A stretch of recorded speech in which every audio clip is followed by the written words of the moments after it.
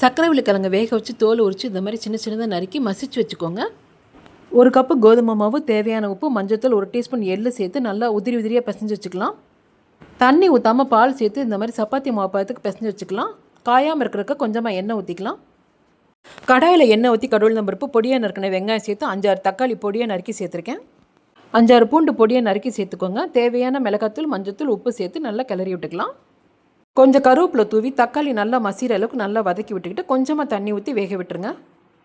தக்காளி புளிப்புக்கு ஏற்ற மாதிரி காரம் சேர்த்துக்கோங்க. அப்போ தான் புளிப்பு காரமும் கரெக்டாக இருக்கும். உப்பு செக் பண்ணி பார்த்துக்கோங்க. சர்க்கரை கிழங்கு சப்பாத்திக்கு தக்காளி தொக்கு சூப்பராக ரெடி ஆகிட்டுருக்கு.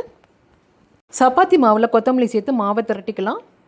மாவை தேய்ச்சி எடுக்கும் பொழுது எண்ணெய் ஊற்றி தேய்ச்சிக்கோங்க. அப்போ தான் எடுக்க வரும். ஏன்னா ரொம்ப சாஃப்டாக இருக்கும். இது உருளைக்கிழங்கு வச்சு சப்பாத்தி ட்ரை பண்ணியிருப்பீங்க. சர்க்கரை கிழங்கு வச்சு ட்ரை பண்ணி பாருங்கள். நல்லா சாஃப்டாக இருக்கும். கார சாரமான தக்காளி தொக்கோட சர்க்கரை கிழங்கு சப்பாத்தி டின்னருக்கு ரெடி ஆயிடுச்சு. ட்ரை பண்ணுங்கள்.